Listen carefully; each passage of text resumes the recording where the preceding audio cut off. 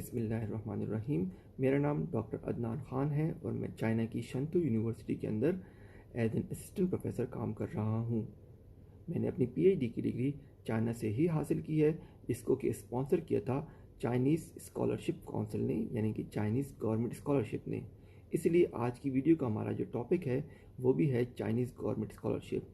आज की वीडियो में मैं आपको सिर्फ 3 मेन स्टेप्स बताऊंगा जो कि सबसे ज़्यादा ज़रूरी होते हैं इस सारे प्रोसेस के दौरान, और होपफुली अगर आप इन स्टेप्स को फॉलो करते हैं तो आप ना सिर्फ इस स्कॉलरशिप के लिए अप्लाई कर सकते हैं बल्कि इसको आप विन भी कर सकते हैं।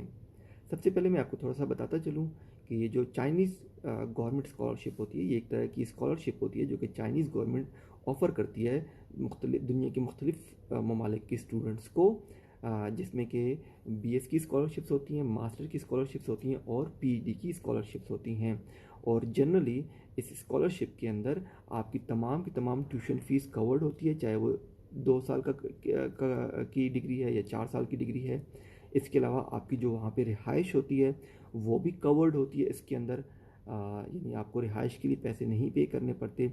और तीसरे, ये आपको हर महीने स्टाइपेंड भी दिया जाता है। जैसे कि अगर आप पीएचडी की डिग्री के लिए आए हुए हैं तो आपको हर महीने 3500 आरएमबी स्टाइपेंड दिया जाएगा, जो कि एज एन पॉकेट मनी आप उसको कंसिडर कर सकते हैं।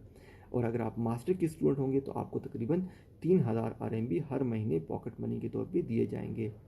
और चूँकि मैं ख़ुद भी यहाँ पे स्टूडेंट रह चुका हूँ, तो अगर आप एज एन स्टूडेंट यहाँ पे रहते हैं, चाहे चाइना के आप किसी भी शहर के अंदर रह रहे हैं, तो तकरीबन 1500 से 2000 के अंदर आप एक स्टैंडर्ड लाइफ यहाँ पे गुजार सकते हैं। आप अच्छे से अपने खाने के अखराजात और आपके जो डेली अखराजात होते हैं, जिसके अंदर आपके बिल्स हो गए, इलेक्ट्रिसिटी का और वाटर का, ये सारे आप मैनेज कर सकते हैं 1500 से 2000 आरएमबी के बीच में। तो इसका मतलब ये है कि अगर आप पीएचडी के स्टूडेंट हैं तो आप हर महीने तकरीबन 1500 आरएमबी सेविंग भी कर सकते हैं। तो कहने का मकसद ये है कि इस स्कॉलरशिप से ना सिर्फ आप एक दुनिया की एक अच्छी यूनिवर्सिटी से डिग्री हासिल कर सकते हैं, बल्कि आप पीस ऑफ माइंड के साथ और समहाउ कुछ अमाउंट की आप बचत भी कर सकते हैं। और जो इस स्कॉलरशिप का अप्लाई करने का जो दौरानिया होता है वो यूजुअली होता है 1 जनवरी से 31 मार्च तक हर साल। ये स्कॉलरशिप हर साल ऑफ़र की जाती हैं और जो सेशन स्टार्ट होता है वो हर साल तकरीबन स्टार्ट होता है सितंबर में। तो आपको जो अप्लाई करना होता है वो जनवरी से 31 मार्च तक अप्लाई किया जाता है। आल्दो कुछ यूनिवर्सिटीज़ के अंदर ये अप्रैल मई तक भी जा सकता है, लेकिन आपको गैर ज़रूरी तौर पे रिस्क लेने की ज़रूरत नहीं है। तो आप जनवरी से मार्च के दरमियान ही अप्लाई कीजिएगा। अब मैं आता हूँ जो सबसे ज़्यादा ज़रूरी स्टेप्स हैं स्कॉलरशिप की अप्लाई करने के लिए। सबसे पहला स्टेप है, आपने किसी एक यूनिवर्सिटी के अंदर से किसी एक प्रोफेसर से एक्सेप्टेंस लेटर लेना होता है। पहला स्टेप एक्सेप्टेंस लेटर लेना, मैं इसकी डिटेल आपको बताता हूँ थोड़ी देर में। दूसरा स्टेप क्या होता है? दूसरा स्टेप होता है कि आपने जिस यूनिवर्सिटी से आपने एक्सेप्टेंस लेटर लिया होगा उस यूनिवर्सिटी के अंदर आप एडमिशन के लिए अप्लाई करेंगे।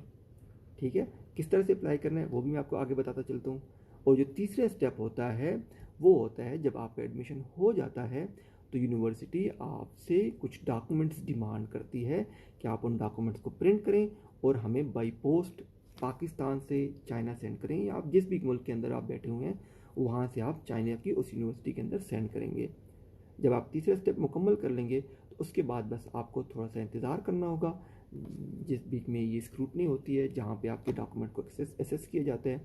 और अगर आप एलिजिबल होते हैं, आप मेरिट पे पूरा उतरते हैं, तो आप स्कॉलरशिप विन कर लेते हैं। और उसके बाद यूनिवर्सिटी आपको इन्फॉर्म करेगी, आपको वीज़ा फॉर्म भेज देगी, आप वीज़े के लिए अप्लाई करेंगे एंड देन आप अपने मुल्क से चाइना अपनी स्टडीज़ के लिए आ सकते हैं। ठीक है, तो ये 3 स्टेप्स हैं सिंपल से, acceptance letter, admission and documents को भेजना। हाँ, अलबत्ता जो सबसे पहला स्टेप है ये मेरे ख्याल में ये सबसे ज़्यादा टाइम कंज्यूमिंग है और थोड़ा सा टीडियस है, यानी इसमें आपको थोड़ा सा काम करना पड़ता है। मुश्किल बिल्कुल भी नहीं है, हाँ आपको थोड़ा सा काम करना पड़ेगा।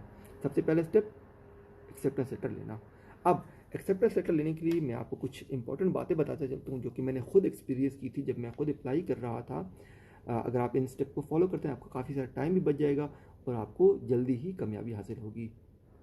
पहला स्टेप क्या है कि आपने क्या करना है कि आप अपने लिए एक लिस्ट ऑफ यूनिवर्सिटीज़ बना लें। ठीक है, चाइनीज़ स्कॉलरशिप काउंसिल की अपनी एक वेबसाइट होती है, मैं उसका लिंक आपको डिस्क्रिप्शन में दे दूंगा। आप उस वेबसाइट पे जाएं, वहाँ से लिस्ट ऑफ यूनिवर्सिटीज़ को सर्च कर लें। ठीक है, वहाँ पे जस्ट सिंपली आप टाइप करें लिस्ट ऑफ यूनिवर्सिटीज़ उस वेबसाइट के ऊपर, तो आपके पास बहुत सारी यूनिवर्सिटीज़ आ जाएंगी। और जाहिर सी बात है इतनी बहुत यूनिवर्सिटीज़ के अंदर आप वन बाय वन अप्लाई नहीं कर सकते, वहाँ पे आप प्रोफेसर को ईमेल नहीं कर सकते, मुश्किल होता है। तो आपने क्या करना होता है कि आप उस जो लिस्ट है आपके पास आप उस लिस्ट के अंदर चले जाएं, वहाँ से वो आप पे डिपेंड करता है कि आप किस तरीके से अपने लिए लिस्टिंग करते हैं। आप उसमें से कुछ 10 या 15 या 20 यूनिवर्सिटीज़ की एक कंपाइल करके वो यूनिवर्सिटीज़ के नाम निकाल के आप एक लिस्ट बना लें जिसमें आपके पास 15-20 से लेकर 50 तक यूनिवर्सिटीज़ हो सकती हैं। ये पहला स्टेप हो गया। अब उसी के अंदर आपने यानी एक्सेप्टेंस लेटर की जो स्टेप होते हैं उसमें पहला स्टेप हो गया। अब जब आपके पास यूनिवर्सिटीज़ की एक लिस्ट आ गई है, अब उस यूनिवर्सिटीज़ की लिस्ट में से आपने क्या करना है, आपने वन बाय वन जाना है हर यूनिवर्सिटी के अंदर जो आपका फील्ड होगा। लेट से मेरा फील्ड है मैथमेटिक्स, तो मैं क्या करूँगा, मैं यूनिवर्सिटी की वेबसाइट को ओपन करूँगा। उस यूनिवर्सिटी के अंदर में मैं जाऊँगा मैथ्स डिपार्टमेंट की वेबसाइट के ऊपर। मैथ्स डिपार्टमेंट की वेबसाइट पे जाने के बाद मैं वहाँ पे सर्च करूँगा फैकल्टीज़ को या टीचर्स को, ठीक हो, या प्रोफेसर्स को। जब मैं उस प्रोफेसर की लिस्ट में पहुँच जाऊँगा तो वहाँ पे उन्होंने सारे के सारे प्रोफेसर की डिटेल दी होती हैं, उसका नाम, उसकी पिक्चर, उसका ईमेल एड्रेस और सबसे ज़रूरी उसकी रिसर्च डायरेक्शंस। अगर आप उसी एरिया में रिसर्च करना चाहते हैं तो आप उस प्रोफेसर का नाम, बहुत सारे प्रोफेसर होंगे उस डिपार्टमेंट के अंदर, तो जो प्रोफेसर आपको सूट करता है आप उस प्रोफेसर का नाम, उसका ईमेल एड्रेस, उसका रिसर्च डायरेक्शन और यूनिवर्सिटी का नाम लेकर आप एक और लिस्ट बना लें और उस लिस्ट के अंदर आप उन प्रोफेसर्स की डिटेल को लिखना शुरू कर दें। ठीक हो गया, आपने डिटेल लिखना शुरू कर दी है। वन बाय वन आप प्रोफेसर्स को सर्च करते जाएं और आप अपने पास फिर से एक और लिस्ट बना लें जिसके अंदर आपके पास तकरीबन 15 से 20 या 20 से 50 प्रोफेसर्स के नाम होंगे और उनकी इन्फॉर्मेशन होगी। ठीक हो गया, ये हो गया आपका दूसरा स्टेप एक्सेप्टेंस लेटर लेने के लिए। तीसरा स्टेप वो है जनाब प्रोफेसर्स को ईमेल करना। आपने क्या करना होगा, आपके पास जो लिस्ट बन चुकी है प्रोफेसर्स की, उनमें आप वन बाय वन एक प्रोफेसर की ईमेल पे जाएंगे और उनको एक ईमेल लिखेंगे जिसके अंदर आपने लिखना होगा कि मेरा नाम लेट से मेरा नाम अदनान है, मेरी ये एक्सपर्टीज़ हैं, मैंने ये रिसर्च की हुई है। मैं आपको बताता हूँ कि ईमेल कैसे लिखना है। इन शॉर्ट आपने उनको एक ईमेल कर देनी होगी प्रोफेसर को। ठीक हो गया, और अगर वो प्रोफेसर आपकी सीवी देखते हैं, आपकी इन्फॉर्मेशन को देखते हैं, आप उसकी फील्ड से रिलेटेड हैं, आपके एकेडमिक अच्छा है, तो आपको कहेगा ठीक है मैं आपको एक्सेप्ट करता हूँ और आपको एक एक्सेप्टेंस लेटर दे देगा। हाँ, ईमेल लिखने के लिए आप याद रखिएगा कि जब भी आप किसी प्रोफेसर को ईमेल करते हैं तो दो बातों का ख्याल रखिएगा। सबसे पहले ये है कि कोशिश किया करें कि जब भी आप किसी प्रोफेसर को एक्सेस करते हैं तो जो प्रोफेसर है वो फुल प्रोफेसर होना चाहिए। एसोसिएट भी हो सकता है, लेक्चरर भी हो सकता है, असिस्टेंट प्रोफेसर भी हो सकता है, लेकिन मैं रिकमेंड करूंगा कि आप किसी प्रोफेसर को ही अप्रोच करें, क्योंकि जब आप किसी प्रोफेसर के पास अप्रोच करते हैं तो यूनिवर्सिटी के अंदर काफ़ी सारे स्टूडेंट ने अप्लाई किया होता है। यूजुअली जो बड़े प्रोफेसर होते हैं उनके स्टूडेंट्स को स्कॉलरशिप मिलने के चांसेस ज़्यादा होते हैं। ठीक हो गया पहली बात। दूसरी बात, जब आप ईमेल लिख रहे होते हैं तो ईमेल को बहुत ज़्यादा लेंथी भी नहीं करना और बहुत ज़्यादा शॉर्ट भी नहीं करना। लेंथी क्यों नहीं करना, क्योंकि आपको पता है बहुत सारे स्टूडेंट अप्लाई कर रहे होते हैं इस दौरान में और बहुत सारे स्टूडेंट्स ईमेल्स करते हैं प्रोफेसर्स को, तो प्रोफेसर के पास इतना टाइम नहीं होता कि वो हर स्टूडेंट की ईमेल को जाके डिटेल से रीड करे और फिर लंबे लंबे ईमेल्स हों, तो वो एग्जॉस्ट हो जाते हैं, वो आपकी ईमेल को रीड भी नहीं करेंगे। और बहुत शार्ट भी नहीं लिखना ऑब्वियसली, बहुत शार्ट लिखेंगे तो आप अपनी बात या अपने आप उसको कन्विंस नहीं कर पाएंगे कि वो क्यों आपको एक्सेप्ट करे।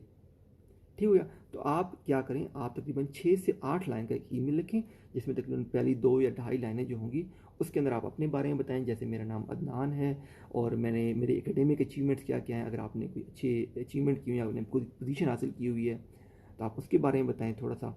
अगली 2 से ढाई लाइनों के अंदर आप उसको बताएं कि आप जो रिसर्च फील्ड में आप अप्लाई करना चाहते हैं, क्यों आपको ये रिसर्च फील्ड पसंद है, क्या आपने पहले उस रिसर्च फील्ड में रिसर्च की हुई है, क्या आपका कोई रिसर्च पेपर है उसके अंदर।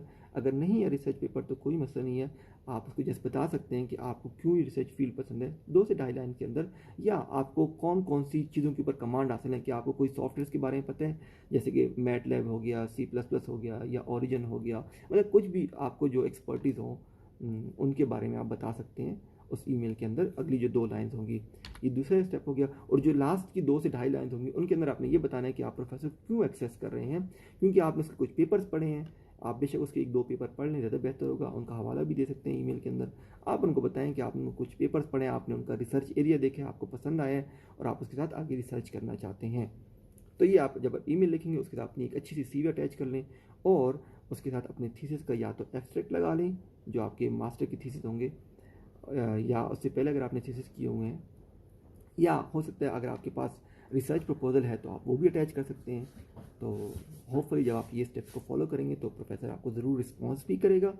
और अगर आपकी एकेडमिक और आपका रिसर्च प्रपोजल अच्छा है या आपकी CV अच्छी है तो ऑफ कोर्स वो आपको एक्सेप्टेंस लेटर भी देते हैं। और most of the time professor यहाँ पे काफ़ी कोऑपरेटिव होते हैं और बहुत अच्छे से रिस्पॉन्ड करते हैं। तो होपफुली आपको एक्सेप्टेंस लेटर हासिल हो जाएगा। तो ये था पहला स्टेप, आपको एक्सेप्टेंस लेटर मिल गया, वेल डन, ये आपका पहला स्टेप हो गया। अब इसके बाद के जो स्टेप्स हैं वो काफ़ी ईजी हैं और स्ट्रेट फॉरवर्ड से हैं। दूसरे स्टेप में क्या होता है, आपको जब एक बार एक्सेप्टेंस लेटर मिल गया प्रोफेसर से, तो आपने उसी यूनिवर्सिटी के अंदर एडमिशन के लिए अप्लाई कर देना है। ठीक हो गया। एडमिशन का तरीका क्या होता है, हर यूनिवर्सिटी के अंदर एक इंटरनेशनल ऑफिस होता है, या स्कूल ऑफ इंटरनेशनल एजुकेशन के नाम से एक डिपार्टमेंट होता है। आप यूनिवर्सिटी को ओपन करें, उस डिपार्टमेंट की वेबसाइट पे आप जाएं, वहाँ पे जाके एडमिशन के लिए अप्लाई करने का एक टैब होगा, आप वहाँ पे अप्लाई कर लें। सारी की सारी इन्फॉर्मेशन उन्होंने अंदर दी होती है वेबसाइट के ऊपर ही, कौन कौन से डॉक्यूमेंट चाहिए, किस तरह अप्लाई करने हैं। तो आप वहाँ पे जाके अप्लाई करें, वहाँ पे एक फॉर्म होता है, उस फॉर्म को फिल करेंगे। उस फॉर्म के अंदर आपने अपना एकेडमिक बैकग्राउंड के बारे में लिखना होता है, अपने एक्सपीरियंस के बारे में लिखना होता है, अगर आपकी कोई और अचीवमेंट्स हैं उनके बारे में लिखना होता है, और साथ में आपने अपने डॉक्यूमेंट्स अपलोड कर लेने होते हैं।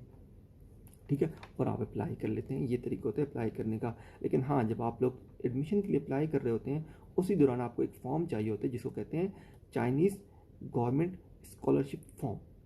ठीक है, ये फॉर्म आपको कहाँ से मिलेगा, जब आप एडमिशन के लिए अप्लाई करने जा रहे हैं उसी वक्त आप CSC की वेबसाइट पे चले जाएं, मैं आपको लिंक दे दूंगा डिस्क्रिप्शन के अंदर। वहाँ पे जाके वहाँ पे एक और फॉर्म होता है ये जिसको स्कॉलरशिप फॉर्म कहते हैं। वहाँ पे जाके आपने जस्ट अकाउंट बनाना है और इस फॉर्म को फिल करना है। फिल करने के बाद इसको डाउनलोड कर लेना है। डाउनलोड करने के बाद जब आप एडमिशन के लिए अप्लाई कर रहे होंगे तो साथ में ये फॉर्म भी आप अपलोड कर लेंगे। ये स्टेप बहुत सिंपल सा होता है और बहुत ईजी सा होता है, इसमें कोई इशू नहीं होता। तो जनाब आपने जब अप्लाई कर लिया, आपका दूसरा स्टेप कंप्लीट हो गया।